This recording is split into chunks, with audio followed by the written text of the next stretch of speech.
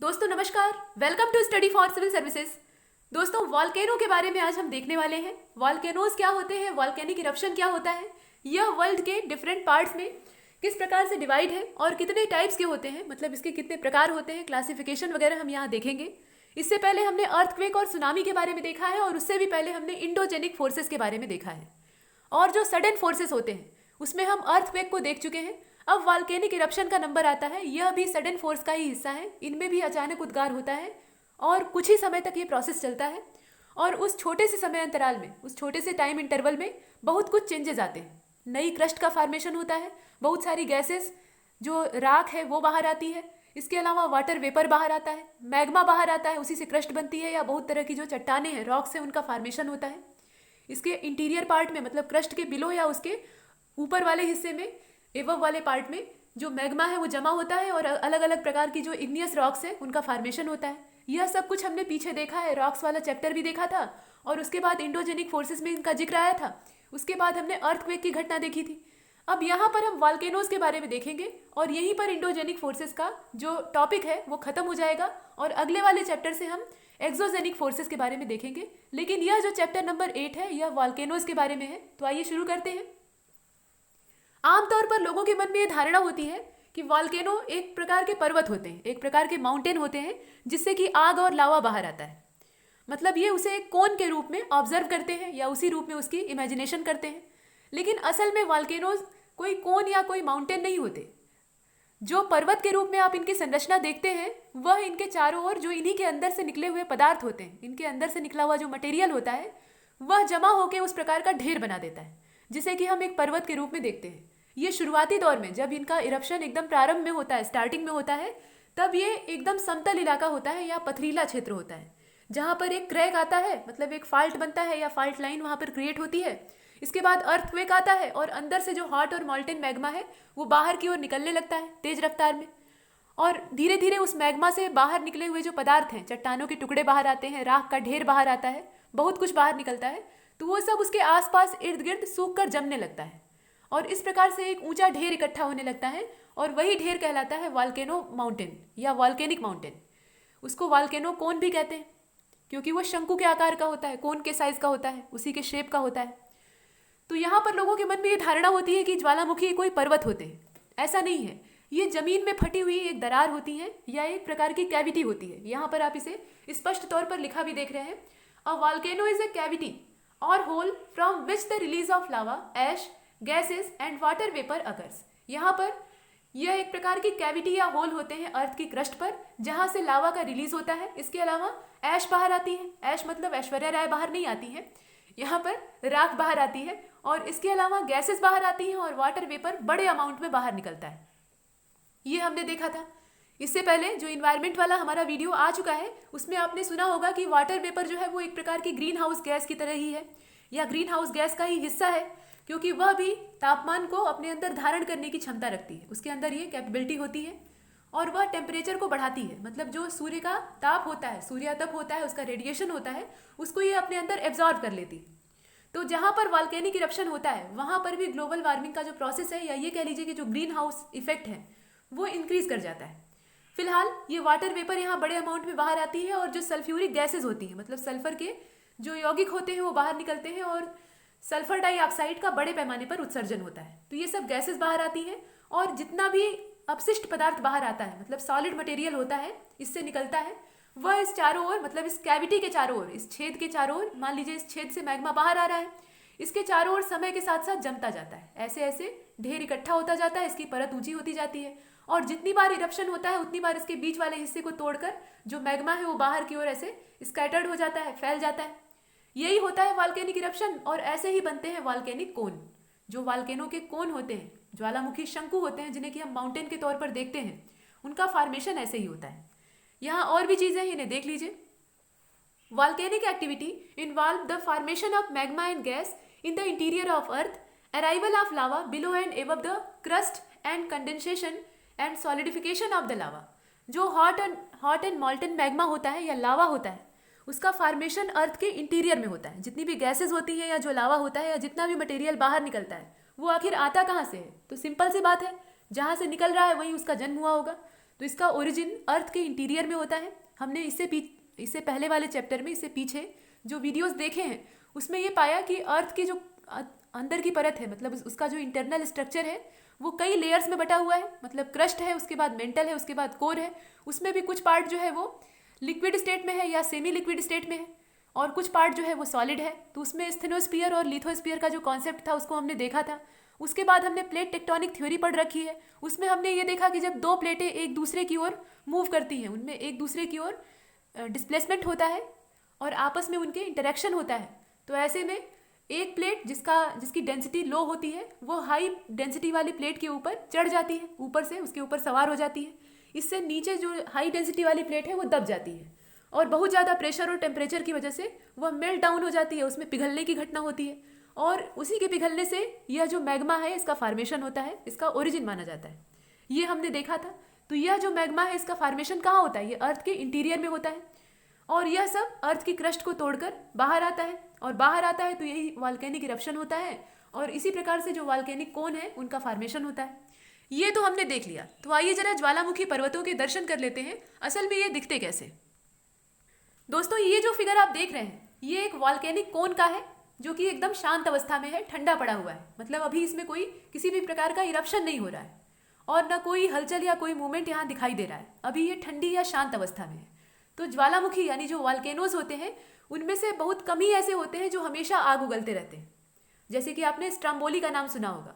तो ऐसे बहुत कम ही वॉल्केनो होते हैं जिनके अंदर हमेशा मूवमेंट होते रहते हैं और लगातार वो एक्टिव रहते हैं। अधिकतर वॉल्केनो जो है वो लंबे समय तक ठंडे रहते हैं, शांत रहते हैं और एकाएक उनमें इरप्शन होता है, एकाएक उद्गार होता है। और बहुत से ऐसे होते हैं जो पूरी तरह से डेड हो गए रहते हैं, मर गए रहते हैं, ऐसा माना जाता है। मतलब लंबे समय तक उनमें कोई एक्टिविटी देखने के लिए नहीं मिलती। तो ये जो वॉल्केनो है ये अभी शांत है, इसमें अभी कोई इरप्शन का प्रोसेस नहीं हो रहा है। और ये जो आप ऊंचा एरिया देख रहे हैं ये पूरा वॉल्केनो नहीं है, ये वॉल्केनिक कोन है। इसी वॉल्केनो के उद्गार से, मतलब इसी के अंदर से निकलने वाले इरप्शन से या उसके मटेरियल से आसपास के जमने से इसका फॉर्मेशन हुआ है। ये पहले से ऐसे बना हुआ माउंटेन नहीं था। ऐसा नहीं कि जैसे अर्थ की क्रस्ट पे बाकी माउंटेन्स बने हैं या उनका फॉर्मेशन हुआ है उसी तरीके से ज्वालामुखी का भी निर्माण होता है, ऐसा नहीं है। ये अर्थ की समतल क्रस्ट ही होती है, उसमें कहीं भी एक कैविटी बन जाती है या होल बन जाता है जिससे कि लावा लगातार अपने समय से बाहर निकलता रहता है और आसपास वो सॉलिडिफाइड होता है यानी जमता है। इस प्रकार से ये जो ऊंची कोन है, ऊंचा पर्वत है, इसका फॉर्मेशन हो जाता है। ये यहाँ प्रोसेस होता है। तो इस प्रकार से ये वॉल्केनिक कोन बनते हैं। ये तो इसकी शांत अवस्था थी, लेकिन जब इसमें इरप्शन होता है तब क्या होता है तो आइए देख लेते हैं। सबसे पहले तो भूकंप आता है, अर्थक्वेक आता है, जमीन हिलने लगती है। ऐसा क्यों होता है? क्योंकि अर्थ की क्रस्ट के अंदर की जो एनर्जी है वो बाहर रिलीज होना चाहती है और जो वॉल्केनोज होते हैं वो उन्हें एक माध्यम दिखाई देते हैं क्योंकि वहाँ पर अर्थ की क्रस्ट में एक छेद होता है, उस छेद से वो एनर्जी बाहर आ सकती है। लेकिन दिक्कत क्या होती है? वॉल्केनो का जो मुंह होता है वो इसी के द्वारा निकाले गए जो अपशिष्ट पदार्थ होते हैं, मतलब जो वेस्ट मटेरियल होता है, उससे बंद हो गया रहता है और अंदर का जो हॉट और मॉल्टन मैग्मा है और जो अंदर की गैसेज और एनर्जी है वो बाहर रिलीज होने के लिए रास्ता ढूंढती है। और जब रास्ता ढूंढती है तो वो बंद मुहाने को धक्का देती है, अंदर से पुश करती है और ऐसे में बाहर वाइब्रेशन क्रिएट होता है और यही वाइब्रेशन हम अर्थक्वेक के रूप में महसूस करते हैं, हमें इसका एक्सपीरियंस होता है। तो ये जो है ये वॉल्केनिक इरप्शन के ठीक बाद का प्रोसेस है। ये जो धुआं उठता है आप देख रहे हैं, गैसों का ये गुबार है। इसमें जो सल्फ्यूरिक गैसेज हैं, मतलब सल्फर डाइऑक्साइड या इस प्रकार की जो जहरीली गैसें हैं वो रिलीज होती हैं। जो वाटर वेपर होता है वो यहाँ से रिलीज होता है, मतलब जल वाष्प यहाँ से उत्सर्जित होती है। बहुत सारी मात्रा में गैसेज यहाँ से निकलती हैं और ये शुरुआती दौर है। मतलब अभी जो है इरप्शन अभी तत्काल में हुआ है। जब लंबा समय गुजर गया रहता है इरप्शन का, जैसे कि कुछ घंटे बीत गए रहते हैं, तो ये जो गैसेस हैं ये पूरे वातावरण में फैलकर आसपास की जो विजिबिलिटी है उसको एकदम लो कर देती है या डाउन कर देती है। वहाँ की दृश्यता लगभग 0 हो जाती है, शून्य हो जाती है। तो ये वॉल्केनिक इरप्शन के बाद की अवस्था है। दोस्तों आपने हॉलीवुड की एक मूवी देखी होगी, वॉल्केनो रिटर्न। अगर नहीं देखी है तो यूट्यूब पर सर्च करके देख लीजिएगा, उसमें वॉल्केनो के बारे में बड़ी मज़ेदार तरीके से कहानी बताई गई। वहाँ पे एक टूरिस्टों का ग्रुप रहता है, उसमें एक फैमिली भी रहती है। वो जाती है वॉल्केनो का दर्शन करने और ये रहता है पोम्पे, इटली का जो पोम्पे है वहाँ पे जाती है। और उसके बाद पोम्पे में माउंट विसुवियस है, आप जानते हैं माउंट विसुवियस का नाम हम लोग आगे देखेंगे भी। तो इसी विसुवियस में एकाएक इरप्शन होता है, उद्गार होता है या ये कह लीजिए कि एक्सप्लोजन हो जाता है और वहाँ पर वो फैमिली फंस जाती है। ये एक पूरी लंबी कहानी है तो आप उस फिल्म को देखिएगा, उसमें वॉल्केनो के बारे में काफ़ी अच्छी चीज़ों को समझाया गया है। हालांकि वहाँ फैंटेसी ज़्यादा है और इमेजिनेशन ज़्यादा है, लेकिन फिर भी कुछ अच्छी जानकारियाँ वहाँ दी गई हैं। तो उसमें एक चीज़ बताई गई है कि ये जो गैसेस बाहर रिलीज होती हैं, जिन गैसेस के आप बड़े बड़े क्लाउड्स यहाँ देख रहे हैं, बादलों को देख रहे हैं, ये बड़ी ही विषैली और नशीली होती हैं, इनमें मादकता होती है। अगर आप इनके संपर्क में आएंगे तो ऐसा नहीं है कि ये डायरेक्ट आपके फेफड़ों को अटैक करके नष्ट कर देंगी, ऐसा नहीं है, लेकिन ये आपके सोचने समझने की क्षमता को खत्म कर सकती है। इसीलिए वॉल्केनो के आसपास के जो प्लेसेस होते हैं वहाँ से स्थान खाली करा लिया जाता है और लोगों को हटा दिया जाता है। इसलिए नहीं कि वहाँ पर लावा आ जाएगा और वो लोग जल कर मर जाएंगे या चट्टानों के नीचे दब कर मर जाएंगे। जैसे तोप के अंदर से गोले दागे जाते हैं ना, वैसा ही वॉल्केनो के अंदर से बड़ी बड़ी चट्टानें बाहर आती हैं। मतलब जब वॉल्केनो के अंदर इरप्शन होता है और उसके बाद एक्सप्लोजन होता है, तो ऐसे जैसे तोप के गोले बाहर फेंके जाते हैं, वैसे जलती हुई चट्टानों के जो बड़े बड़े गोले हैं वो बाहर की ओर ऐसे रिलीज होते हैं, बाहर की ओर ऐसे छिटकते हैं, और उनसे बचना बहुत मुश्किल काम होता है। अगर ये एक भी गोला, अगर ये छोटे साइज का भी है और किसी भी चीज़ के ऊपर गिर जाए तो उसे इतना ज़्यादा उसके अंदर टेम्परेचर होता है कि जलाकर राख कर देगा। तो इस मामले में भी ये बड़ा डेंजरस होते हैं। और ज़्यादातर जो खाली कराने का प्रोसेस होता है आसपास के इलाके को, वो इसलिए होता है क्योंकि ये गैसेस बड़ी ही हानिकारक होती है। यहाँ कार्बन के बहुत सारे पार्टिकल कलेक्ट हो जाते हैं जो कि सांस लेने में दिक्कत पैदा कर सकते हैं, और जो गैसेस होती हैं वो मनुष्य के लिए पूरी तरह से जानलेवा होती हैं। ये बातें हैं। अब और देख लीजिए, ये देखिए जो मैग्मा रिलीज होता है उसका कुछ स्ट्रक्चर इस टाइप का होता है, और इसके साथ साथ ये जो जमी हुई अवस्था इसकी है उसको भी देख लीजिए। ये आप देख सकते हैं पूरा रेड कलर का जो आपको दिख रहा है वो हॉट और मॉल्टन मैग्मा है, और इसके आसपास जो ग्रे एरिया आपको दिख रहा है वो भी अंदर से निकला हुआ मटेरियल ही है। मतलब चट्टानों के छोटे छोटे टुकड़े या राख के कण हैं, ऐश पार्टिकल्स हैं, इन्हें आप देख रहे हैं। तो ये ज्वालामुखी उद्गार से निकलने वाले पदार्थ हैं, और यही जब उस कैविटी के या उस होल के चारों ओर इकट्ठा होने लगते हैं, कलेक्ट होने लगते हैं और इनमें सॉलिडिफिकेशन होने लगता है, अंदर ये किस अवस्था में रहते हैं, ये सेमी लिक्विड या लिक्विड स्टेट में रहते हैं। बाहर आके ये जमना शुरू होते हैं। तो जब जमना शुरू होते हैं तो इन्हीं से जो वॉल्केनिक कोन है उसका जनरेशन या फॉर्मेशन होता है। और ये जो फिगर आप देख रहे हैं ये वॉल्केनिक इरप्शन के कुछ घंटों बाद का फिगर है, मतलब 10 या 6 घंटे के बाद इस तरह की स्थिति होती है।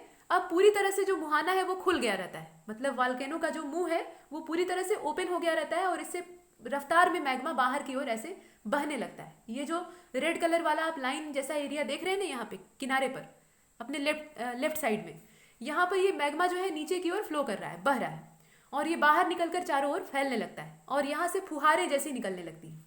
ये फव्वारे जैसा फाउंटेन की तरीके से बाहर आने लगता है। ऐसा प्रोसेस होता है।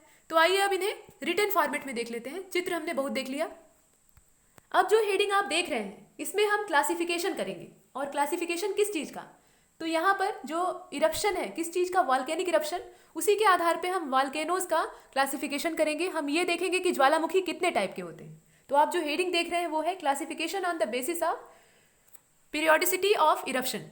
जो इरप्शन का क्रम है या उसकी आवर्तिता है उसके क्रम में हम यहाँ पर क्लासिफिकेशन करने वाले हैं। और ज्वालामुखी जितने भी होते हैं, जितने भी वॉल्केनोज पूरे वर्ल्ड में फैले हुए हैं, उनमें इरप्शन की प्रक्रिया अलग अलग होती है, अलग अलग प्रोसेस होता है, पर्याप्त उनके बीच में डिफरेंस पाया जाता है। कुछ जो ज्वालामुखी हैं वो भयंकर आवाज़ के साथ, मतलब उनमें भारी भरकम धमाका होता है, एक्सप्लोजन होता है और बहुत तेज आवाज़ होती है, इस प्रकार से उनका उद्गार होता है, इरप्शन होता है। और कुछ जो है उनमें शांत रूप से ही दरारें उत्पन्न होती हैं, क्रैक्स आते हैं और वहाँ से लावा बाहर आने लगता है।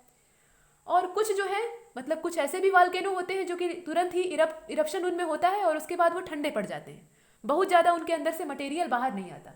तो ये इस बात पर डिपेंड करता है कि अंदर कितनी मात्रा में एनर्जी स्टोर है।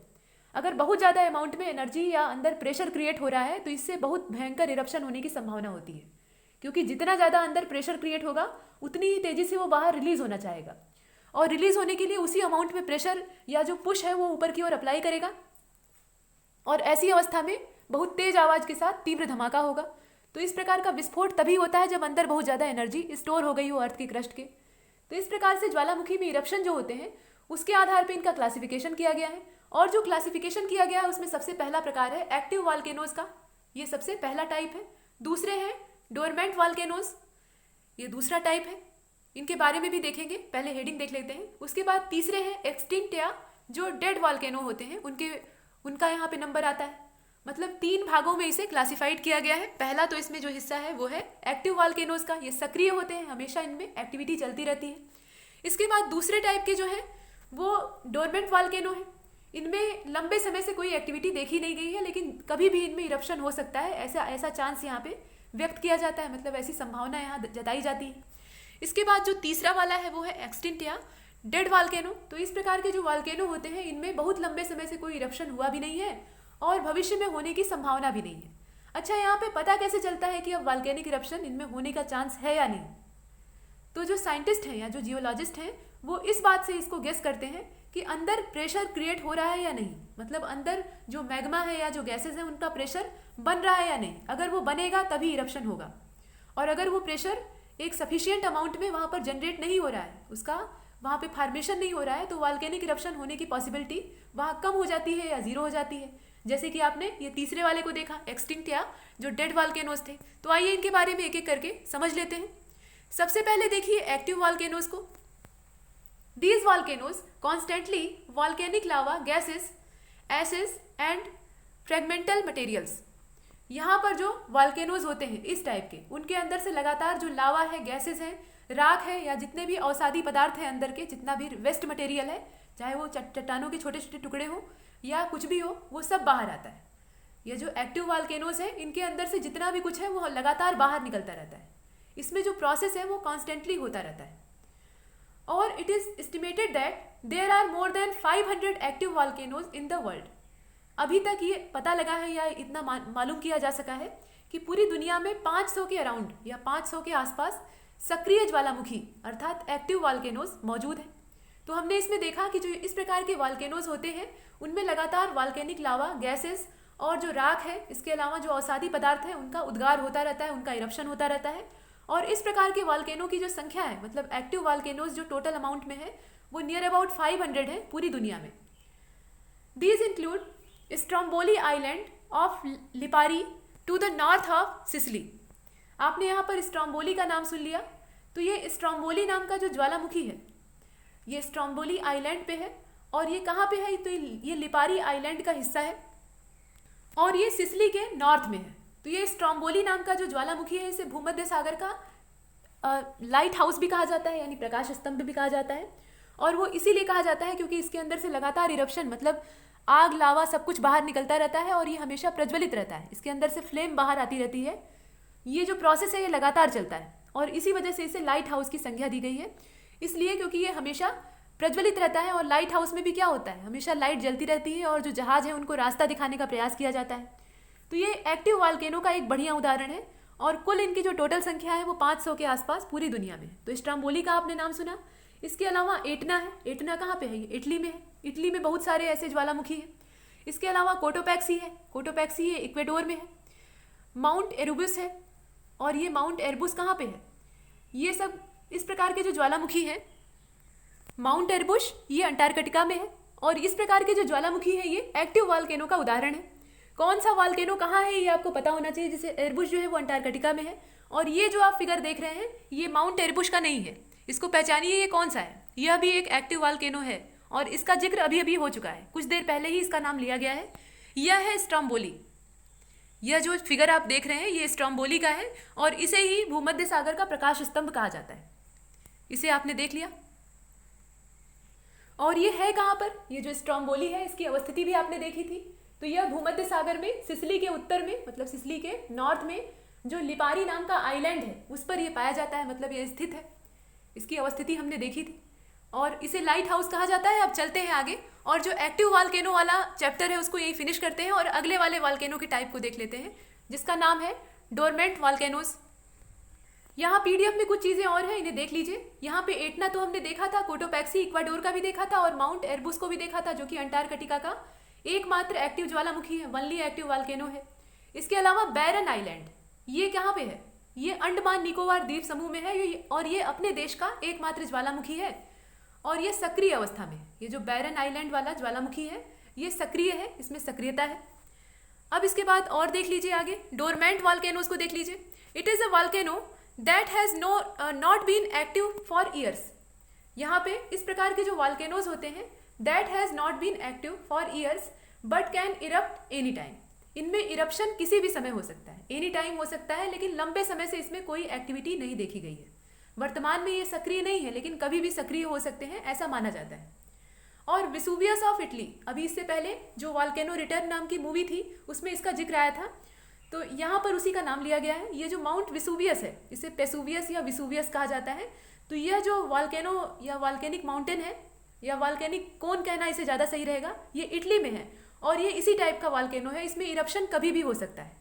वो सिर्फ एक इमेजिनेशन थी जो फिल्म में कही गई थी, सही में वहाँ इरप्शन नहीं हुआ था, लेकिन ऐसा इरप्शन यहाँ कभी भी होने की संभावना है, ये अचानक होता है। इस प्रकार के जो वॉल्केनोज होते हैं वो प्रसुप्त ज्वालामुखी होते हैं। मतलब प्रसुप्त का मतलब क्या, वो सोए जरूर हैं लेकिन कभी भी जग सकते हैं, उनकी नींद इतनी गहरी नहीं है, कच्ची नींद है। और देख लीजिए, विसुवियस के अलावा फ्यूजियामा है। फ्यूजियामा कहाँ है, ये जापान में है और जापान में इसे देवता मानकर पूजते हैं, इसे गॉड मानते हैं। माउंट फूजी की वहाँ पूजा की जाती है और यही जो माउंट फूजी है इसमें कभी भी उद्गार का खतरा मंडराता रहता है। जापान में भूकंप आना कोई नई बात है नहीं, और भूकंप आया और ज्वालामुखी का इरप्शन कब हो गया, मतलब वॉल्केनिक इरप्शन कब हो गया, इसका कुछ अंदाजा नहीं है। तो निकट भविष्य में इसमें भी कभी भी ऐसा इरप्शन हो सकता है, ऐसा माना जाता है। तो फ्यूजियामा को हमने देखा, विसुवियस को देखा। इसके अलावा क्राकाटाऊ है। क्राकाटाऊ कहाँ पे है, ये इंडोनेशिया में है। नारकोंडम आइलैंड है, नारकोंडम आइलैंड वाला जो वॉल्केनो है उसकी बात की जा रही है। ये नारकोंडम आइलैंड किस चीज़ का हिस्सा है, ये अंडमान निकोबार द्वीप समूह का हिस्सा है। अंडमान निकोबार क्या है, वो आइलैंड का पूरा ग्रुप है। तो उस ग्रुप में ये नारकोंडम आइलैंड भी शामिल है और यहाँ पर एक वॉल्केनो है जो कि पूरी तरह से डोरमेंट वॉल्केनो का पार्ट है और ये कभी भी एक्टिव हो सकता है। और बैरन द्वीप वाला जो हमने देखा था वो क्या था, वो एक्टिव वॉल्केनो था। तो यहाँ हमने कुछ वॉल्केनोज के एग्जाम्पल देखे और ये जो वेराइटी थी ये कैसी थी, ये डोरमेंट वॉल्केनोज की थी जिनमें कभी भी इरप्शन हो सकता है एनी टाइम, लेकिन अभी वर्तमान में वे एक्टिव नहीं है। तीसरे नंबर का जो वॉल्केनो का प्रकार है उसको देख लीजिए, जो कि है एक्सटिंक्ट या डेड वॉल्केनो। ये पूरी तरह से शांत है, इन्हें मृत भी कहा जाता है। डेड वॉल्केनो कहने का मतलब क्या है, ऐसा मान लिया जाता है कि ये मर चुके हैं। क्यों, क्योंकि इनके अंदर जो एक्टिविटीज़ है वो पूरी तरह से ठंडी पड़ चुकी है, अंदर कोई सक्रियता महसूस नहीं की जा रही है या कोई हलचल मूवमेंट यहाँ पर दिखाई नहीं पड़ रहा है। Those volcanoes that have not eruption, माफ कीजिएगा, erupted for 1000 of the years. यहाँ पर इस प्रकार के जो वॉल्केनोज हैं, वे वॉल्केनोज जिनके अंदर किसी भी प्रकार का इरप्शन या वे कभी इरप्टेड नहीं हुए हैं अगले या पिछले 1000 ईयर्स में, मतलब 1000 वर्षों के पूरे गैप में उनमें कभी भी इरप्शन नहीं देखा गया है, या हजारों वर्षों के समय से वो ऐसे ही शांत पड़े हुए हैं। तो इस प्रकार के जो वॉल्केनोज हैं उन्हें डेड वॉल्केनो की श्रेणी में रखा जाता है। मतलब ये मान लीजिए कि कई हजार सालों से उनमें कोई इरप्शन या कोई भी मूवमेंट देखने के लिए नहीं मिला है। और इसके अलावा there is no possibility of their eruption in future also. ये तो ठीक है कि पिछले 1000 या कई हजारों वर्षों से उनमें कोई इरप्शन नहीं हुआ है, लेकिन भविष्य में जो फ्यूचर है उसमें भी ऐसा होने की कोई पॉसिबिलिटी दिखाई नहीं पड़ रही है। तो ऐसे में हम मानते हैं कि वो वाला जो वॉल्केनो है वो एक्सटिंक्ट है या डेड है। Example are Kenya and Kilimanjaro located in eastern part of Africa. यहाँ पर किलिमंजारो का एग्जाम्पल लिया गया है जो कि अफ्रीका के ईस्टर्न पार्ट में है। वो एक प्रकार का एक्सटिंक्ट या डेड वॉल्केनो का एग्जाम्पल है। पोपा ऑफ म्यांमार, म्यांमार का जो पोपा है, माउंट पोपा, वो। और इसके अलावा जो माउंट देवबंद है या देवबंद इसको कहा जाता है, ये कहाँ पे है, ये ईरान में है। तो ये सब जो वॉल्केनोज हैं ये एग्जाम्पल है एक्सटिंक्ट या डेड वॉल्केनो का, जिनमें कि निकट भविष्य में भी उद्गार होने की कोई संभावना नहीं है और पिछले कई हजार वर्षों से इनमें कोई इरप्शन नहीं हुआ है और न ही अंदर इतना प्रेशर क्रिएट हो रहा है कि भविष्य में ऐसा होगा। तो इन्हें मान लिया गया कि मर चुके हैं, इन्हें मृत समझ लिया गया है। ये हमने देखा। हालांकि अर्थ के क्रस्ट के अंदर इतने प्रकार की मूवमेंट होती है और इतना उठा पटक चलता है कि ये कहा नहीं जा सकता कि ये हमेशा डेड ही रहेंगे। हो सकता है कि कभी ऐसी मूवमेंट हो या इस प्रकार के इंडोजेनिक फोर्सेस यहाँ पर जनरेट हो जाएं, उनका क्रियाकलाप स्टार्ट हो जाए कि इनमें भी एक्टिविटी स्टार्ट हो जाए, लेकिन अभी ऐसी कोई संभावना साइंटिस्ट या जो जियोलॉजिस्ट हैं उन्हें महसूस नहीं हुई। तो उन्होंने कह दिया कि ये एक्सटिंक्ट हैं, जैसे कि देवबंद है, इसके अलावा पोपा है, किलिमंजारो है, ये सब इसके एग्जाम्पल हैं। तो हमने 3 टाइप के वॉल्केनो देखे। 3 टाइप कौन कौन से थे, एक तो एक्टिव था, दूसरा डोरमेंट था और तीसरा एक्सटिंक्ट था। यहाँ तक देखने के बाद अब जो अगली हेडिंग है उसे देख लीजिए। तो ये है land farms associated with volcanic activities. जो वॉल्केनिक एक्टिविटीज से लैंड फार्म क्रिएट होते हैं या उनका एसोसिएशन होता है उसको हम देखेंगे। और उसमें सबसे पहला है लैंड फार्म्स ऑफ इग्नियस। अब इसमें जो पहला टाइप है वो है land farms of igneous intrusion. अब ये जो इंट्रूजन है ये किस प्रकार का है, ये इग्नियस है, इसके बारे में देखना है। तो सबसे पहले ये जान लीजिए कि ये जो लैंड फार्म है इनके बारे में, मतलब ये किस प्रकार के होते हैं और इनका डिवीज़न हमने कैसे कर लिया। पहला तो ये land form of igneous intrusion था। इसके बाद जो दूसरा इसका प्रकार है वो एक्सट्रूसिव लैंडफॉर्म है। एक्सट्रूसिव लैंडफॉर्म का मतलब क्या, जो बाहरी स्थलाकृतियां हैं इसे हम एक्सट्रूसिव और इंट्रूसिव के रूप में बांट कर देखते हैं। जो एक्सट्रूसिव टोपोग्राफी है उसको देखते हैं और जो इंट्रूसिव टोपोग्राफी है या टोपोलॉजी है उसको देखते हैं। ये स्थलाकृतियों के बारे में अध्ययन करने की विधि है और इसमें भी कुछ ऊंचे उठे हुए भागों को हम देखेंगे और कुछ नीचे धंसे हुए भागों को देखेंगे। मतलब कुछ इलिवेटेड जो फॉर्म्स हैं उनको देखना है, कुछ जो डिप्रेस्ड फॉर्म है उनको देखना है। उसके बाद जब हम इंट्रूसिव वाले को देखेंगे, ये इंट्रूसिव वाला पहले इसमें दे दिया है, इसको बाद में देना चाहिए था, पहले एक्सट्रूसिव देना चाहिए था। खैर, तो इंट्रूसिव वाले को देख लीजिए। इसमें आंतरिक जो लावा गुंबद बनते हैं, मतलब जो लावा डोम क्रिएट होते हैं उनको देखना है, लोकोलिथ को देखना है, बैथोलिथ को देखना है, सिल, डाइक, लैकोलिथ, फैकोलिथ, इसके अलावा स्टॉक, इस प्रकार की जो चीज़ें हैं वो यहाँ पर बनती हैं। तो इससे पहले ये जान लीजिए कि ये स्थलाकृतियाँ आखिर बनती कैसे, इनका फॉर्मेशन किस प्रोसेस के द्वारा होता है। तो ज्वालामुखी का जो इरप्शन होता है, यानी वॉल्केनिक जो इरप्शन होता है, उससे निर्मित होने वाले जितने भी लैंडफॉर्म्स हैं वह स्थायी नहीं होते, उनमें स्थिरता नहीं होती, स्टेबिलिटी नहीं पाई जाती। ये नहीं कि वो जैसे बन गए वैसे ही रहेंगे, क्योंकि प्रत्येक बार उसमें इरप्शन होता है। कोई भी वॉल्केनो सिर्फ ऐसा तो है नहीं कि एक बार इरप्शन उसमें हुआ उसके बाद वो ठंडा पड़ गया, उसमें बार बार इरप्शन होता है और इस प्रकार से बार बार नए अवसाद अंदर से निकलकर बाहर जमा होते हैं और शंकु बनता है, जो वॉल्केनिक कोन है उसका फॉर्मेशन होता है और उसमें अनेक रूपों में परिवर्तन आता है, चेंजेस होते रहते हैं। एक लेयर बनी, उसके ऊपर दूसरे पदार्थ आकर इकट्ठे हो गए, फिर तीसरी बार इरप्शन हुआ तो तीसरी बार उस पर एक नई लेयर क्रिएट हो गई। तो उनका स्ट्रक्चर हमेशा चेंज होता रहता है और यह परिवर्तन वही इरप्शन की वजह से होता है, ये तो आप जानते ही हैं। और इससे बनने वाले जितने भी लैंडफॉर्म होते हैं, चाहे वो लावा तथा विखंडित पदार्थ के अनुपात या उनकी मात्रा के आधार पे उनका निर्धारण किया जाए, या जो वॉल्केनिक एक्टिविटीज़ है उसके आधार पे उनका जो निर्धारण है वो किया जाए, तो उनमें अंतर पाया जाता है, उनमें विभिन्नता पाई जाती है, ये आपने देखा।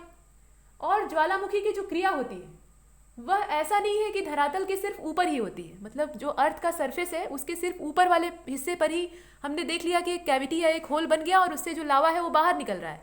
सिर्फ यही नहीं होता, अंदर भी वो प्रोसेस हो सकता है, वो प्रोसेस इंटरनल पार्ट में भी हो सकता है। तो अंदर वाली जो मतलब अंदर जब मैग्मा का रिसाव होने लगता है, वो रिसने लगता है और अलग अलग दरारों में जमा होता है, तो वहाँ भी विभिन्न प्रकार की जो स्थलाकृतियाँ हैं या जो इस प्रकार के लैंडफॉर्म्स हैं उनका फॉर्मेशन होता है। डिफरेंट टाइप की जो रॉक्स हैं वो बनती हैं, मतलब इग्नियस रॉक्स ही बनती हैं, लेकिन उसमें भी अलग अलग प्रकार होते हैं। और बाहर जमने पर कुछ अलग टाइप की जो डिज़ाइन है, अलग टाइप के जो स्ट्रक्चर है उनका फॉर्मेशन होता है और उसी को बेस बनाकर यहाँ दो हिस्सों में से बांटा गया है। तो एक तो एक्सट्रूसिव जो टोपोग्राफी है वो है, मतलब बाह्य स्थलाकृतियाँ, और दूसरा जो है वो अंतर वाली मतलब आंतरिक स्थलाकृतियाँ हैं जिन्हें कि इंट्रूसिव टोपोग्राफी में रखा जाता है। इंट्रूसिव वाला आपने सुना ही था और एक्सट्रूसिव वाले में दो प्रकार के होते हैं, एक तो जो सेंटर में एक्सप्लोजन होता है और उससे निर्मित होने वाले जितने लैंडफॉर्म होते हैं वो होते हैं। इसके अलावा जो क्रैक के द्वारा इरप्शन होता है, दरारी उद्भेदन होता है, उससे बनने वाली जो स्थलाकृतियाँ होती हैं वो होती हैं। अब जो सेंटर पॉइंट में इरप्शन होता है उसके द्वारा स्थलाकृतियाँ बनती हैं, उसमें इलिवेटेड फॉर्म आते हैं और जो डिप्रेस्ड फॉर्म है वो आते हैं। मतलब कुछ ऊंचे उठे हुए भाग होते हैं, इलिवेटेड होते हैं, और कुछ नीचे धंस गए रहते हैं, डिप्रेस्ड हो गए रहते हैं। और जो दरारी उद्भेदन होता है, मतलब क्रैक के द्वारा लावा बाहर निकलकर या अंदर ही रिस कर जम जाता है, तो इस प्रकार से लावा के पठार बनते हैं। जो लावा प्लेटों का फॉर्मेशन होता है वो ऐसे ही होता है, लावा डोम बनते हैं और लावा के प्लेन्स बनते हैं, लावा के पूरे मैदान बनते हैं, वहाँ जो ब्लैक सॉयल है उनका फॉर्मेशन होता है। इस प्रकार की चीज़ें बनती हैं, तो वही हम देखने वाले हैं। इसमें सबसे पहला है लैंडफॉर्म्स ऑफ इग्नियस इंट्रूजन। देख लीजिए, the batholith is dome shaped lava deposition beneath the ground surface. यहाँ जो बैथोलिथ का नाम लिया जा रहा है ये क्या है, यह डोम के शेप का यानी गुंबद के आकार का लावा का डिपोजिशन है बेनेथ द ग्राउंड सरफेस, जो ग्राउंड सरफेस है उस पर, मतलब अर्थ की ऊपर वाली क्रस्ट पर। ये अब यहाँ पर ग्राउंड सरफेस वर्ड का यूज किया गया है, तो इसका मतलब ये नहीं है कि अर्थ का जो एकदम ऊपर वाला सरफेस है उसकी बात की जा रही है। यहाँ अर्थ की क्रस्ट का जो इंट्रूसिव पार्ट है यानी अंदर वाला हिस्सा है उसकी बात कर रहे हैं, यहाँ पर उसी की बात करेंगे क्योंकि ये इंट्रूजन का प्रोसेस है। तो इसमें बैथोलिथ के जो डोम है उनका फॉर्मेशन होता है, मतलब लावा डोम शेप में यहाँ डिपॉजिट होता है और यह धीरे धीरे ठंडा होता है। इसमें जो सॉलिडिफिकेशन का प्रोसेस है वो काफ़ी स्लो होता है। स्लो क्यों होता है, क्योंकि अंदर टेम्परेचर और प्रेशर बहुत ज़्यादा होता है, जिसकी वजह से इसे ठंडा होने में और जमने में, कोई भी चीज़ जब ठंडी होगी तभी तो जमेगी, कोई गर्म चीज़ कभी जम नहीं सकती, ये आप जानते हैं। तो यहाँ पर इसे ठंडा होकर जमने में बहुत समय लग जाता है और इस प्रकार का जब लंबा समय लगता है तो इसके जो मॉलिक्यूल्स हैं वो बड़े बड़े आकार के होते हैं, मतलब इसके जो कण होते हैं, क्रिस्टल होते हैं, वो बड़े साइज के होते हैं। हमने देखा था कि जो चट्टाने मतलब जो मैग्मा धीरे धीरे ठंडा होता है उससे बड़े बड़े क्रिस्टल बनते हैं, और जो सरफेस पर फैलकर बाहर वाली क्रस्ट के हिस्से पर, ऊपर वाले हिस्से पर फैलकर ठंडा हो जाता है जल्दी, उसमें या तो क्रिस्टल होते ही नहीं है या बहुत छोटे साइज के होते हैं। और ये जो बड़े क्रिस्टल वाले आकार की स्थलाकृतियां हैं, लैंडफॉर्म है, या ये कह लीजिए कि रॉक है, इग्नियस रॉक है, इनका नाम होता है ग्रेनाइट। ग्रेनाइट इसका एक एग्जाम्पल है, और भी होती हैं, लेकिन ग्रेनाइट को यहाँ हम बतौर एग्जाम्पल यूज़ करते हैं। तो ये क्या है, बैथोलिथ, यहाँ पे एक डोम के रूप में, डोम शेप लावा के रूप में डिपॉजिट हो जाता है, और ऐसा अर्थ की क्रस्ट के जो इंटरनल पार्ट है उसमें होता है। और चूंकि ये इंटरनल पार्ट में हो रहा है, मतलब अंदर वाले हिस्से में हो रहा है, इस वजह से लावा के ठंडे होने की रफ्तार बहुत धीमी होती है, और जो चट्टान बनती है उसके क्रिस्टल काफ़ी बड़े बड़े होते हैं, एग्जाम्पल के तौर पे ग्रेनाइट। इसके बाद और भी चीज़ें हैं। This can be seen in the deep places, ऐसा गहरे स्थानों पर देखा जाता है। हमने प्लूटोनिक जो इग्नियस रॉक्स थी उनके बारे में देखा है। तो इस प्रकार का जो प्रोसेस है ये गहरे स्थानों पर दिखाई देता है, जहाँ पर गहराई ज़्यादा होती है, यानी अर्थ की क्रस्ट का जो अंदर वाला हिस्सा होता है, वहाँ इस तरह की घटनाएं होती हैं। At the lower portion, due to different conditions of solidification of magma या magma bodies in an inner sedimentary rock, various shapes are formed. यहाँ पर क्या होता है, at the lower portion यानी जो lower portion है वहाँ पे चूंकि different condition पाई जाती है, मतलब अलग अलग परिस्थितियाँ पाई जाती हैं। और परिस्थितियाँ किस चीज़ की, तो जो मैग्मा का या मैग्मा बॉडी का सॉलिडिफिकेशन होता है उसकी अलग अलग प्रकार की परिस्थितियाँ होती हैं। इस प्रकार से वेरियस शेप्स जो है वो यहाँ पे फार्म होते हैं, उनका फॉर्मेशन होता है, अलग अलग आकृतियाँ बनती हैं। चूँकि लावा के ठंडा होने का प्रोसेस अर्थ की क्रस्ट की गहराई पर डिपेंड करता है, कितने अंदर लावा जम रहा है इस बात पर निर्भर करेगा कि वो कितनी देर से या कितनी जल्दी ठंडा होगा। बहुत ज़्यादा जब गहराई होगी तो ठंडा होने का जो प्रोसेस है वो धीमा हो जाएगा, और स्थलाकृतियों या जो लैंड फार्म या रॉक्स बनती हैं उनका डिज़ाइन कुछ और होगा, उनका स्ट्रक्चर डिफरेंट होगा। और जब गहराई कम होगी ऊपर वाले हिस्से में, मतलब ये आंतरिक भाग की ही बात कर रहे हैं, लेकिन उसमें अपेक्षाकृत जो ऊपर वाला भाग है उसमें जब दरारों में लावा इकट्ठा होकर जमा होने लगता है या जमने लगता है, उसमें सॉलिडिफिकेशन होने लगता है, तो वहाँ पर स्ट्रक्चर कुछ दूसरा होगा। तो जमने का जो प्रोसेस है, उनके सॉलिडिफिकेशन का जो प्रोसेस है, उसके आधार पर उनका जो साइज है या शेप है वो निर्धारित किया जाता है। Laccolith are uplifted slope acquiring the form of dome. यहाँ पे लैकोलिथ की बात की जा रही है, तो ये क्या होते हैं, ये अपलिफ्टेड स्लोप होते हैं। और लैपोलिथ की अगर बात करें, यहाँ दोनों चीज़ें हैं, एक तो लैकोलिथ है और दूसरा लैपोलिथ है। ये जो आप देख रहे हैं ये क्या है, लैकोलिथ है, और दूसरा जो है ये लैपोलिथ है। तो लैपोलिथ क्या होता है, are solidified lava of the basin region in the saucer shape. यहाँ पर ये जो लैपोलिथ है इसके बारे में बात की जा रही है, जो लावा का जमाव है वो बेसिन रीजन में होता है और इससे सॉसर शेप का जो है फॉर्मेशन होता है। इसी प्रकार से फैकोलिथ भी है।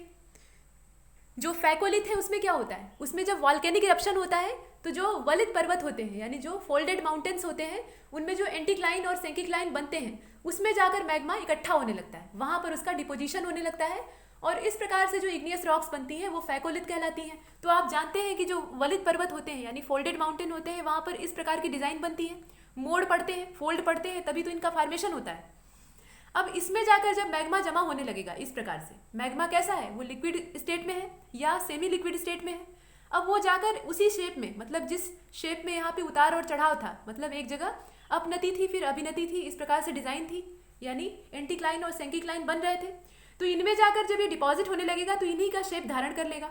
तो यह लहरदार स्ट्रक्चर का होता है, मतलब इसका जो स्ट्रक्चर है वो कैसा हो जाता है, वेव लाइक हो जाता है। तो यह फैकोलिथ जो है ये वेव लाइक स्ट्रक्चर का हो जाता है। और इसके पीछे जिम्मेदार कारण क्या है, क्योंकि ये वलित पर्वतों की जो श्रृंखलाएं हैं उसमें जाकर इकट्ठा होता है, जहाँ पर इस प्रकार के एंटीक्लाइन और सेंकीक्लाइंस जनरेट होते हैं, वहीं इसका जमाव होता है।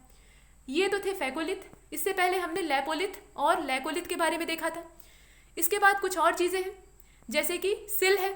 तो सिल क्या होती है, तो सिल परत के रूप में यानी लेयर के रूप में इग्नियस रॉक्स का एक ग्रुप होती है। आप जानते हैं कि जो इग्नियस रॉक्स होती हैं उनमें परतें नहीं पाई जाती, लेयर्स नहीं पाई जाती, इसी वजह से फॉसिल्स नहीं होते हैं। लेकिन आप ये भी जानते हैं कि वॉल्केनिक इरप्शन सिर्फ एक बार तो होता नहीं है, ये बार बार होता है, कई बार होता है। तो एक परत यानी एक लेयर जो है वो सूख कर जम गई, वहाँ पर नई क्रस्ट बन गई, उसके ऊपर दूसरी परत आकर गिरेगी, मतलब फिर से मैग्मा आएगा और उसके ऊपर चढ़ेगा, फिर वो भी परत सूख कर जमेगी। तो इस प्रकार से जो संरचना बनती है ये कई मीटर मोटी हो जाती है। कहने का मतलब ये है कि मान लीजिए पहला जब उद्गार हुआ, यहाँ पे एक छोटी सी कैविटी या होल है, यहाँ से लावा निकलकर ऐसे सतह पे फैल रहा है। अब ये सूख कर जम रहा है तो एक क्रस्ट की जो लेयर है उसका फॉर्मेशन हो गया। जब सेकेंड टाइम इसमें इरप्शन हुआ तो दूसरी जो परत है, दूसरी जो लेयर है वो इसके ऊपर ऐसे जाकर चढ़ जाएगी और यहीं पर सॉलिडिफाइड होकर जम जाएगी, उसमें सॉलिडिफिकेशन हो जाएगा। इस प्रकार से कई लेयर्स बन जाती हैं और यही जो लेयर वाली संरचना है, लेयर वाला स्ट्रक्चर है, इसी को हम लोग सिल कहते हैं। तो यहाँ पर आप जानते हैं कि सिल जो है वो परत के रूप में आग्नेय चट्टानों का समूह होती है और जब मैग्मा जो है वो फ्लो करता है तो मैग्मा का जमाव परतदार रूप में ये जो इसमें मेटामार्फिक रॉक्स होती हैं उनके रूप में हो जाता है।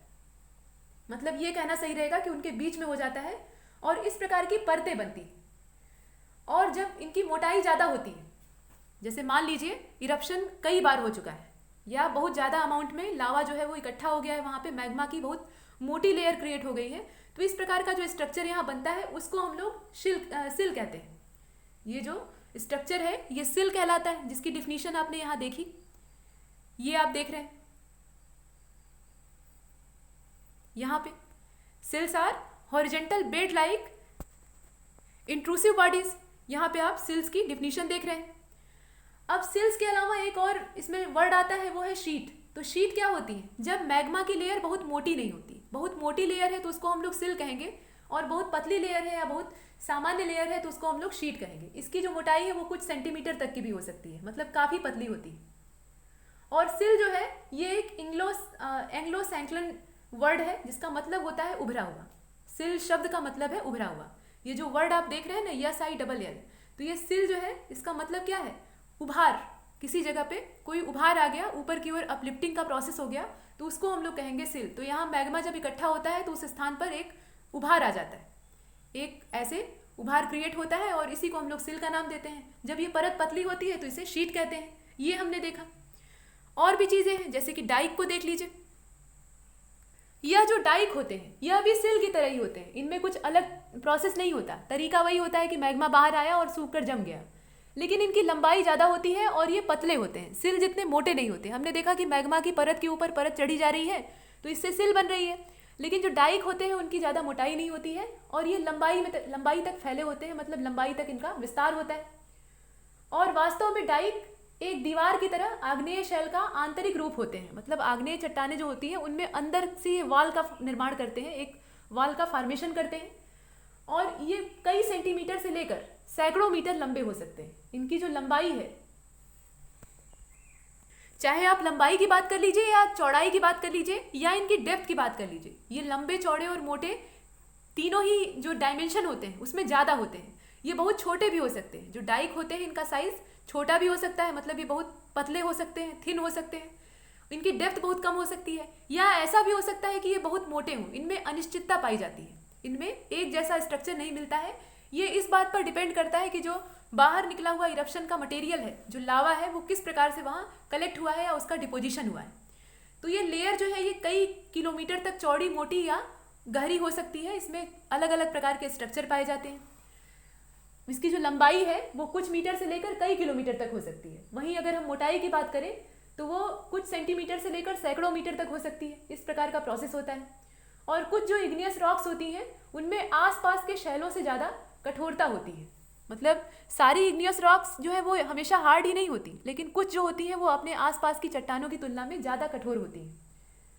और इसमें अपर्दन का जो प्रभाव है, मतलब जो इरोजन का प्रोसेस है, वो कम यहाँ पे काम करता है या उसका असर कम देखा जाता है।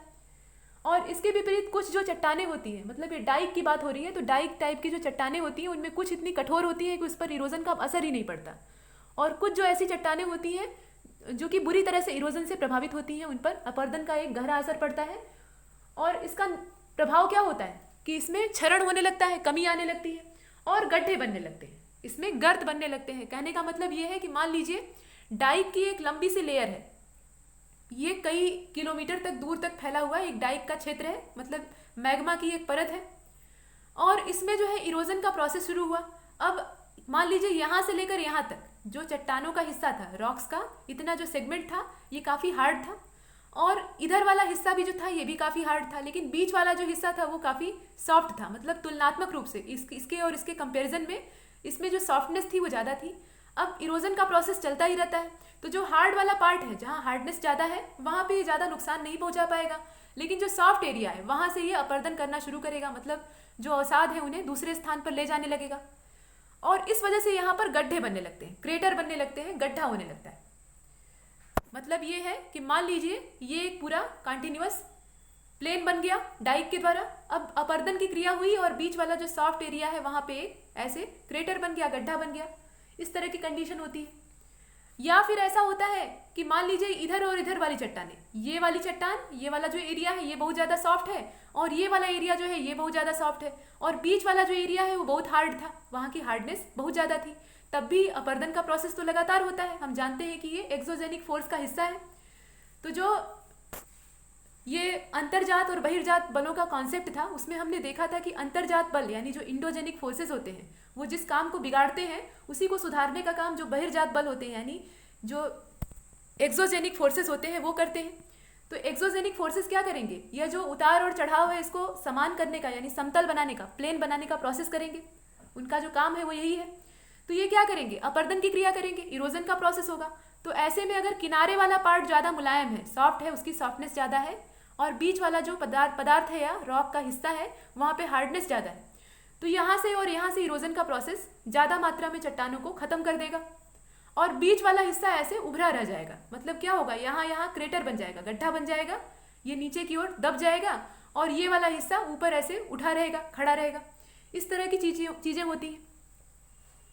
तो इरोजन की वजह से इस प्रकार की अवस्थाएं हो सकती है। मतलब जो डाइक है उनमें विभिन्न प्रकार की क्रियाएं या विभिन्न प्रकार की जो स्ट्रक्चर है वो देखने के लिए मिलते हैं, और इसके पीछे जो जिम्मेदार चीज़ है वो ये जो एक्सोजेनिक फोर्सेस होते हैं वही होते हैं। उसमें इरोजन का प्रोसेस मुख्य रूप से ये हमने देखा। अब इसके बाद जो अगला इसमें टॉपिक है या अगली हेडिंग है वो है एक्सट्रूसिव लैंडफॉर्म का। इसमें हम लोग जो बाहरी स्थलाकृतियाँ हैं उसके बारे में देखेंगे। अभी तो हम लोग आंतरिक चीज़ों के बारे में देख रहे थे, उसमें हमने ग्रेनाइट की जो चट्टानें थी उनके बारे में देखा। उसके बाद जो लैपोलिथ, सिल, डाइक या फैकोलिथ टाइप के स्ट्रक्चर थे उसको देखा। अब इसके बाद जो एक्सट्रूसिव लैंडफॉर्म है उसमें क्या है, तो यहाँ आप देख लीजिए, due to explosion and ejection of volcanoes में जो एक्सप्लोजन होते हैं यानी विस्फोट होता है, इसके अलावा जो उद्गार होता है, इजेक्शन होता है, उसकी वजह से डिफरेंट टाइप्स के जो एक्सटर्नल ग्राउंड है, ग्राउंड सरफेस है, उनका फॉर्मेशन होता है। बहुत सारी जो क्रस्ट है उसका निर्माण होता है, ये हमने देखा। The crater is a depression at external ground surface are form, माफ कीजिएगा, the crater is a depression at the mouth of volcanic vent. यहाँ पर जो वॉल्केनिक वेंट है उसके ऊपर एक तरह का डिप्रेशन पाया जाता है यानी धंसाव पाया जाता है, उसको हम लोग कहते हैं क्रेटर। कहने का मतलब ये है कि मान लीजिए ये पूरा एक वॉल्केनिक कोन है, पहले तो एक कैविटी के रूप में होल था, उसके अंदर से जो मैग्मा है वो बाहर आ रहा था, लेकिन धीरे धीरे करके उसके चारों ओर जो पदार्थ है, मटेरियल है, वो इकट्ठा हो गया, और इस वजह से इस प्रकार का एक माउंटेन क्रिएट हो गया। अब ये मुहाना बंद था, बाद में क्या हुआ, यहाँ पे उद्गार हुआ, और इससे फिर से जो ऊपर की जमी हुई सतह थी उसको तोड़ते हुए जो हॉट और मॉल्टन मैग्मा है और विभिन्न प्रकार की जो गैसेज हैं वो तेज गति से बाहर आती हैं। जब ये उद्गार समाप्त हो जाता है तो ये मुहाना एक बार फिर से इन्हीं अवसादों से बंद हो जाता है, लेकिन इसकी ऊंचाई उतनी नहीं हो पाती जितनी आसपास के क्षेत्र की होती है। कहने का मतलब ये है कि ये जो वॉल्केनो का मुहाना है इसमें किनारे वाला एरिया ऊंचा होता है और बीच वाला जो क्षेत्र है वो डिप्रेस्ड होता है यानी धंसा हुआ होता है। ऐसा क्यों होता है, क्योंकि वहाँ पर लेयर पतली होती है और उसी लेयर को तोड़कर उद्गार बाहर आता है, यानी जो इरप्शन है वो प्रोसेस उसका बाहर निकलता है।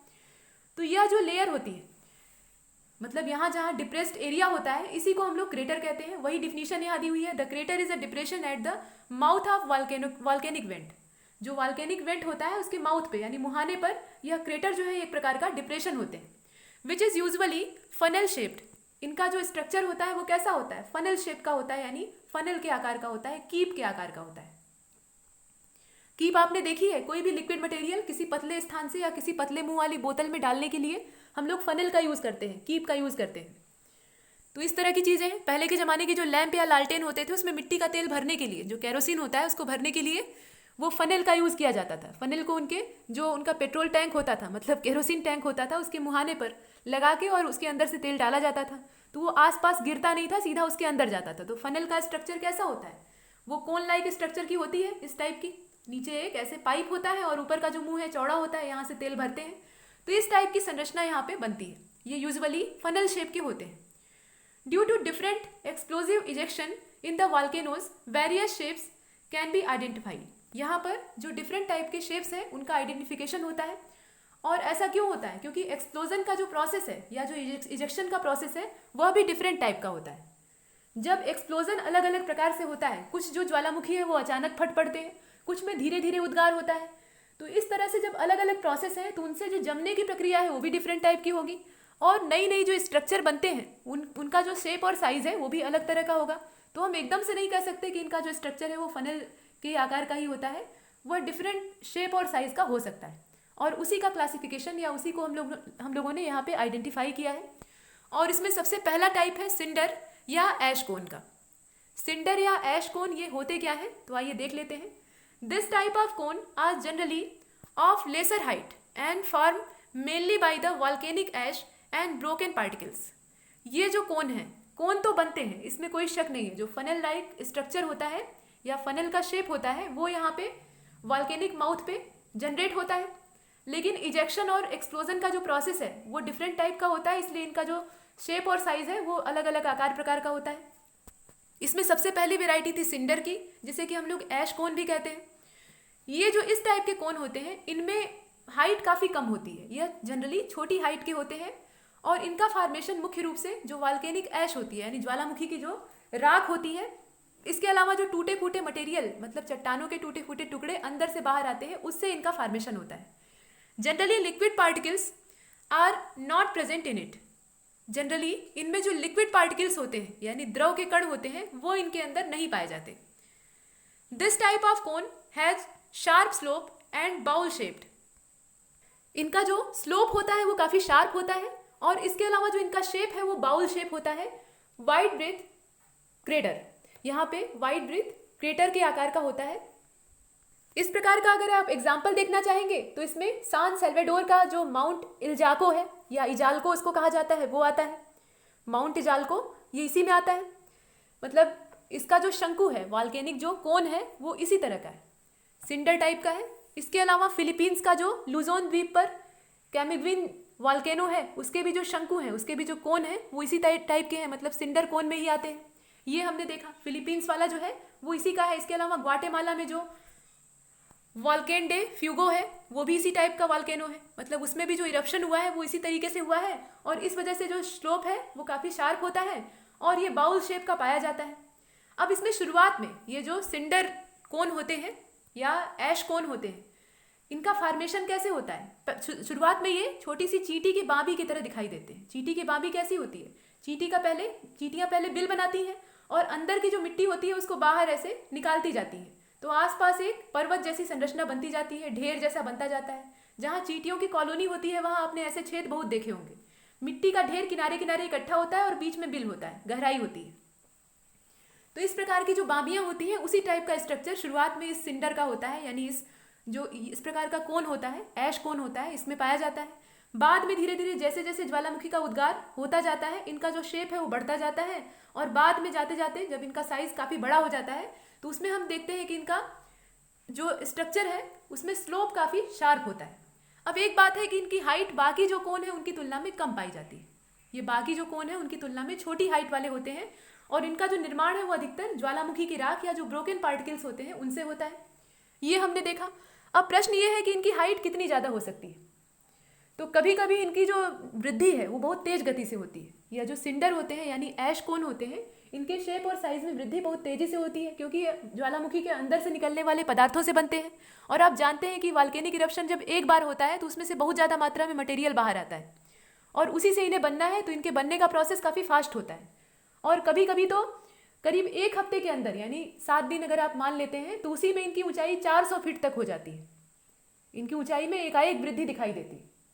तो इस तरह की चीज़ें हैं, और इस वजह से इनका ढाल जो है वो काफ़ी ज़्यादा तेज हो जाता है, मतलब 30 डिग्री से लेकर 45 डिग्री तक का इनका जो स्लोप है वो पाया जाता है।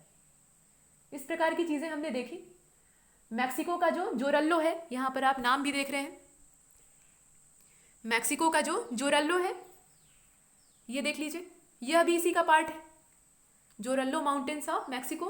इसके अलावा और भी आपने देखा सान सेल्वेडोर का जो माउंट इजाल्को है, फिलीपींस का लुजोन द्वीप वाला जो ज्वालामुखी है, मतलब कैमिग्विन की बात हो रही है, यह सब इसी प्रकार के शंकु बनाते हैं। अब इसके बाद आगे चलते हैं, ग्वाटेमाला वाला भी हमने देखा। लावा कोन को देख लीजिए, ये जो पहला टाइप था ये कौन सा था? ये सिंडर या ऐश कोन का था। अब इसके बाद लावा कोन का मतलब क्या है? इस प्रकार के जो कोन बनते हैं, इस प्रकार के जो ज्वालामुखी कोन या वॉल्केनिक कोन बनते हैं, उनका फॉर्मेशन मैग्मा से हुआ है, लावा से बना हुआ है। वो किसी भी प्रकार की ऐश या जो रॉक वाले मटेरियल है उनसे नहीं बना है। This type of cone formation takes place by the action of any acidic or basic magma. अब मैग्मा के भी टू टाइप्स होते हैं, या तो वो एसिडिक प्रॉपर्टी का होगा या फिर बेसिक प्रॉपर्टी का होगा। जो एसिडिक प्रॉपर्टी वाला मैग्मा होता है वो ज़्यादा चिपचिपा और उसमें कॉन्सेंट्रेशन ज़्यादा होती है, उसकी जो सांद्रता है, गाढ़ापन जो उसमें है वो ज़्यादा होता है। और जो बेसिक मैग्मा होता है उसमें तरलता ज़्यादा होती है और गाढ़ापन कम होता है, मतलब उसकी जो विस्कोसिटी है वो कम होती है। ऐसे कह लीजिए, जो एसिडिक मैग्मा होता है उसकी विस्कोस प्रॉपर्टी ज़्यादा होती है, उसमें विस्कोसिटी ज़्यादा होती है क्योंकि वो गाढ़ा होता है और चिपचिपा होता है। लेकिन जो बेसिक यहाँ पे मैग्मा होता है, बेसिक स्ट्रक्चर वाला या बेसिक नेचर वाला जो मैग्मा होता है, उसमें ये गुण नहीं पाया जाता, वो पतला होता है, दूर तक बह कर जाता है। इसका मतलब यही है। हमने पीछे देखा था कि विस्कोसिटी वह प्रॉपर्टी है जो किसी लिक्विड को फ्लो करने से रोकती है।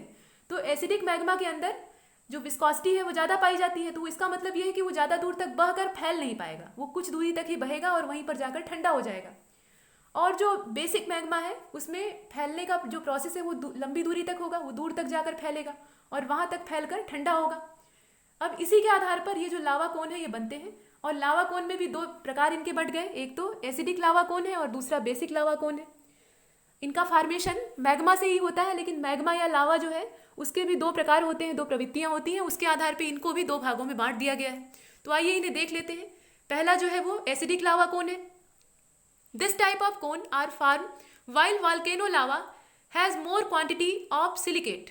जो एसिडिक लावा कोन होता है उसमें ज़्यादा मात्रा में मैग्मा में सिलिकेट पाया जाता है, सिलिकेट की मात्रा ज़्यादा होती है या सिलिका ज़्यादा होता है, इस वजह से इनमें चिपचिपापन या गाढ़ापन ज़्यादा होता है। In it, which causes it to be sticker and comes out on ground surface with high explosion। अब इस प्रकार का जो मैग्मा है जब ये ग्राउंड सरफेस पर आता है, मतलब ज्वालामुखी का जो मुहाना है उसकी पतली सतह को तोड़कर जब ये बाहर निकलता है तो ये बहुत तेज रफ्तार में और बड़े एक्सप्लोजन के साथ बाहर निकलता है, क्योंकि ये बहुत ज़्यादा प्रेशर अंदर क्रिएट करता है। ये गाढ़ा और तरल जो मैग्मा होता है, मतलब जिसकी प्रॉपर्टी एसिडिक होती है और जिसमें ज़्यादा अमाउंट सिलिकेट का होता है, चिपचिपापन होता है इसके अंदर, वह अंदर बहुत ज़्यादा प्रेशर क्रिएट करता है और बहुत तेज़ी से ऊपर जो सतह होती है उसको पुश करता है और ऐसे होता है एक्सप्लोजन, और उस एक्सप्लोजन के द्वारा ये ग्राउंड सरफेस पर आता है। और दिस टाइप ऑफ कोन, इस प्रकार से बनने वाले जो लावा कोन होते हैं, ये कोन जो है दोनों कैसे हैं, लावा कोन है। और लावा कोन में भी ये वाला जो हम पढ़ रहे हैं ये एसिडिक कोन है, मतलब एसिडिक लावा कोन है।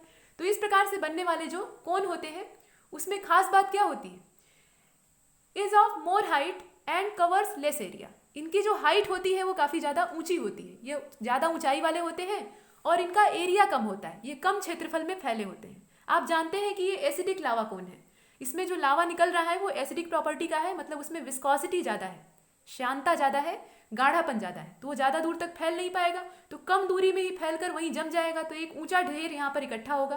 तो इस प्रकार के जो कोन यहाँ पे क्रिएट होते हैं, शंकु बनते हैं, उनकी हाइट काफ़ी ज़्यादा होती है और एरिया कम होता है, कम एरिया तक वो फैले होते हैं, तो फैलाव कम होता है और हाइट यहाँ पे मैक्सिमम होती है या हाईएस्ट होते हैं ये हमने देखा। अब जो पिलियन तुल्य वॉल्केनो है या पिलियन जो वॉल्केनियन टाइप्स हैं उस प्रकार का देखिए, या स्ट्रोम्बोलियन तुल्य जो वॉल्केनोज हैं उनको देख लीजिए। मतलब पिलियन तुल्य जो ज्वालामुखी है या जो स्ट्रोम्बोली तुल्य या उसके जैसे ज्वालामुखी है, स्ट्रोम्बोली का नाम आपने देखा था, और पिलियन क्या है, यह भी एक प्रकार का ज्वालामुखी माउंटेन है। तो इन दोनों टाइप के जो वॉल्केनोज होते हैं वह अच्छा उदाहरण है एसिडिक लावा कोन का। मतलब इनके जो लावा कोन है वो किस प्रकार के हैं, वो एसिडिक प्रॉपर्टी वाले हैं। उनका जो मैग्मा था वो एसिडिक था, एसिडिक नेचर का था, उसमें सिलिकेट ज़्यादा था और इसी वजह से उसमें चिपचिपापन ज़्यादा था और ज़्यादा विस्कोसिटी होने की वजह से वो ज़्यादा दूर तक फैल नहीं पाता और कम दूरी तक ही फैल कर वहीं जम जाता है। इस वजह से इनका एरिया कम होता है और हाइट ज़्यादा होती है। इतना हमने देखा। अब इसके बाद जो बेसिक लावा कोन है उसको देख लीजिए। When the lava has less silicate in it, जब सिलिकेट की मात्रा कम होती है, लावा में जो हॉट और मॉल्टन मैग्मा होता है उसमें सिलिकेट का अमाउंट कम होता है, then it becomes lighter and thin, तब ये हल्का हो जाता है और इसमें पतलापन आ जाता है। और आप जानते हैं कि जिस भी लिक्विड में मतलब हल्कापन होगा वो पतला होगा, उसकी जो तरलता है वो ज़्यादा होगी, तो ऐसे में वो दूर तक बह कर जाएगा। विस्कोसिटी यहाँ पर कम होगी, जब तरलता ज़्यादा होगी तो इसका मतलब क्या है कि विस्कोसिटी सीधी बात है कि कम हो जाएगी। और यह गुण जब कम होगा तो द्रव दूर तक बहेगा, और यही वजह है कि ये लावा दूर तक बहकर जाता है, spread over large area and cool down. ये लंबी दूरी तक फैलकर स्प्रेड होता है, मतलब स्प्रेड करता है, और वहीं पर कूल डाउन होता है यानी ठंडा होता है। Because of this volcanoes with less height are form. इस प्रकार से बनने वाले जो वॉल्केनिक कोन होते हैं या वॉल्केनो होते हैं उनकी हाइट लेस होती है, छोटी हाइट वाले होते हैं। एग्जाम्पल के तौर पे मोना लोआ है। मोना लोआ कहाँ पे है? ये हवाईयन जो आइलैंड है वहाँ पर है। इस प्रकार के वॉल्केनो की हाइट कम होती है और इनका जो क्षेत्रफल है, इनका जो एरिया है वो ज़्यादा होता है।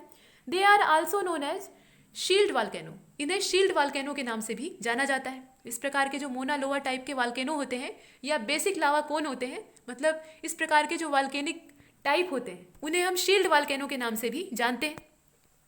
यहाँ तक हमने जो लावा कोन थे उनको देखा, और इससे पहले हमने सिंडर के बारे में देखा है जिसे कि हम लोग ऐश कोन के नाम से जानते थे।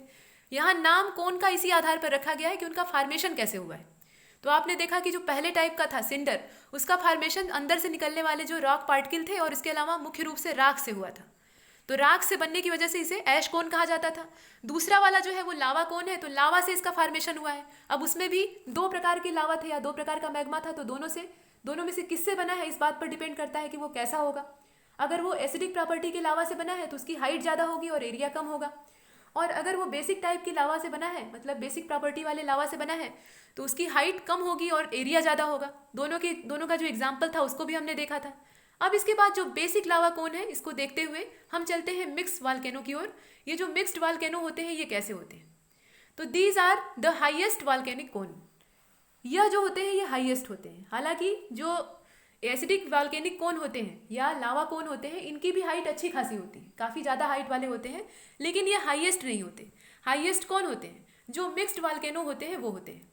दे are also called as strata volcano. इन्हें स्ट्रेटा वॉल्केनो के नाम से भी जानते हैं, as they are composed of layer of lava, ash and rock particles. यहाँ पर लावा, ऐश और रॉक पार्टिकल्स जो होते हैं उन तीनों के मिलने से, तीनों के मिक्सचर से इन वॉल्केनोज का या इन वॉल्केनिक कोन्स का फॉर्मेशन होता है, और इसीलिए इनका नाम है मिक्स वॉल्केनो। ये मिक्स्ड है। मिक्स्ड है क्यों? क्योंकि इसमें लावा भी है, मतलब ऐसा नहीं कि सिर्फ मैग्मा से बने हुए हैं, ऐसा नहीं कि सिर्फ ऐश से ही बने हुए हैं, या ऐसा भी नहीं है कि सिर्फ रॉक के जो छोटे छोटे एलिमेंट्स हैं, पार्टिकल हैं, उन्हीं से बने हुए हैं। तीनों का यहाँ पे मिला जुला रूप होता है जिससे कि इनका फॉर्मेशन होता है, और ये सबसे हाईएस्ट होते हैं। इनकी ऊंचाई सबसे ज़्यादा होती है, मतलब इनका कोन सबसे ऊंचा होता है, और इन्हें स्ट्रेटा वॉल्केनो के नाम से भी जाना जाता है। एग्जाम्पल के तौर पे आप फ्यूजियामा को ले लीजिए जो कि जापान में है, mount Fuji.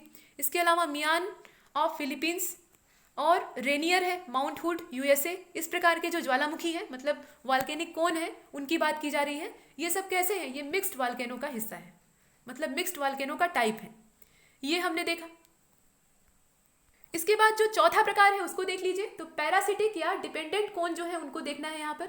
When the volcano spread over large area, जब वॉल्केनो बहुत लार्ज एरिया में स्प्रेड हो जाते हैं यानी फैले होते हैं। Sometimes सर्वल branches of vents also get form. तो इस प्रकार से जो वेंट्स होते हैं उनकी अलग अलग ब्रांचेस यहाँ पर जनरेट होती हैं, मतलब बहुत सारे मुहाने बन जाते हैं। कहने का मतलब ये है कि वॉल्केनो का जब एरिया बढ़ जाता है, इस प्रकार से वो लंबे एरिया में फैले होते हैं, और अंदर का प्रेशर किसी एक मुहाने से, कोई एक जो उसका माउथ है वहां से निकल नहीं पाता, तो इसमें बहुत सारे वेंट बन जाते हैं, बहुत सारे मुहाने बन जाते हैं, और वहां से जो सर्वल ब्रांचेस बनती हैं वहां से लावा बाहर निकलने लगता है अलॉन्ग द मेन वेंट। मतलब ये जो मुख्य मुहाना होता है, मेन वेंट होता है, वहां के चारों ओर, उसके चारों ओर इकट्ठे हो जाते हैं। कहने का मतलब ये है कि मान लीजिए ये पूरा एक वॉल्केनो है, अब यहाँ पे इसका मेन मुहाना है, और इसका जो क्षेत्रफल है यानी एरिया है वो काफ़ी दूर तक फैला हुआ है। इसका जो संपूर्ण प्रेशर है, जो कंप्लीट यहाँ से प्रेशर अंदर क्रिएट हो रहा है, वो बाहर नहीं निकल पा रहा है, मतलब इस मुहाने से अकेले बाहर नहीं आ पा रहा है। तो ये और जगह तलाशेगा, तो कई जगह पे इसके मुंह बन जाते हैं, यहाँ बन गया, यहाँ बन गया, या ऐसे ही इस मेन मुहाने के चारों ओर छोटे छोटे जो मुंह हैं वो यहाँ पर क्रिएट हो गए। इस प्रकार का जब फॉर्मेशन होता है, और ऐसा कब होता है? जब अंदर बहुत ज़्यादा हाई प्रेशर क्रिएट होता है। अंदर जब बहुत ज़्यादा मात्रा में हाई प्रेशर क्रिएट होता है तब इस तरह की कंडीशन पैदा होती है। एक माउथ से सब कुछ बाहर नहीं आ पाता, हालांकि एक्सप्लोजन तब होता है, धमाका होता है, और बहुत वेग से जो अंदर के पदार्थ है, मैग्मा या जो भी कुछ है, वो बाहर आता है। तो ऐसी अवस्था में आसपास अगर छिद्र बनते हैं तो इस प्रकार का जो कोन बनता है, इस प्रकार के जो कोन होते हैं उन्हें हम लोग पैरासिटिक या डिपेंडेंट कोन कहते हैं। इसमें जो बाकी जो छिद्र बनते हैं यानी होल्स बनते हैं, वह मेन जो होल होता है, मेन जो कैविटी होती है, उसी पर डिपेंडेंट होते हैं। ये हमने देखा। और this causes another volcanic cone formation on the slope of main volcanic cone, मतलब जो मेन वॉल्केनिक कोन होता है, मुख्य ज्वालामुखी का जो कोन होता है, उस पर अदर जो वॉल्केनिक कोन्स हैं उनका फॉर्मेशन यहाँ पर होने लगता है। बात वही है, एनर्जी एक कोन से पूरी तरह से रिलीज नहीं हो पाती तो अलग अलग रास्ते ढूंढ लेती है। या मान लीजिए जो मेन कोन है उसका, उसके मुहाने पर कोई रुकावट है, बहुत बड़ी रुकावट है, और अंदर का प्रेशर वहाँ से नहीं निकल पा रहा है, कंप्लीटली नहीं निकल पा रहा है, तो वह अपना रास्ता तलाशेगा और वो छेद बनाकर जो चट्टान की और जगहें हैं वहाँ से निकलने लगेगा। इस प्रकार से कई प्रकार के माउथ यहाँ पर बन जाएंगे। और इसका सबसे बढ़िया उदाहरण है माउंट सेस्टिना। ये कहाँ पे है? यूएसए में है। ये जो माउंट है ये इस प्रकार के वॉल्केनिक कोन का एग्जाम्पल है, जिसे कि हम लोग पैरासिटिक या डिपेंडेंट कोन के नाम से जानते हैं। और इसमें होता वही है, बहुत सारे मुहाने बन जाते हैं जहाँ से और भी रास्ते बनाकर लावा बाहर निकलने लगता है। तो यहाँ तक हमने वॉल्केनिक जो प्रोसेस था और वॉल्केनो के जो डिफरेंट टाइप के कोन्स थे, मतलब उसका स्ट्रक्चर बन रहा था, उसको देखा और यह किस वजह से बनता है यह जानने की कोशिश की, साथ में एग्जाम्पल को भी देखा। अब इसके बाद ये लेक्चर यही फिनिश होता है। अगले वाले लेक्चर में, अगले वाला जो वीडियो लेक्चर होगा उसमें हम लोग लावा डॉट और जो ड्राइटम है उसके बारे में देखेंगे। ये अभी इसी वॉल्केनो का ही पार्ट है या इसी की प्रॉपर्टी है। इसके बारे में देखने के बाद इसमें छोटा सा ये एक टॉपिक बच गया है, इसमें हम लोग क्रेटर के बारे में देखेंगे, काल्डेरा क्या होते हैं ये देखेंगे। उसके बाद वर्ल्ड में पूरा जो डिस्ट्रीब्यूशन है वॉल्केनोज का उसको देखेंगे, पूरी दुनिया में कितने प्रकार के और कहाँ कहाँ पे कौन कौन से वॉल्केनोज मुख्य रूप से पाए जाते हैं, उनके नाम भी देखना अभी बचा हुआ है। तो इन्हें बाकायदा टेबल के सहारे हम लोग देखने वाले हैं। लेकिन इस वीडियो लेक्चर में इतना ही, और तब तक के लिए नमस्कार।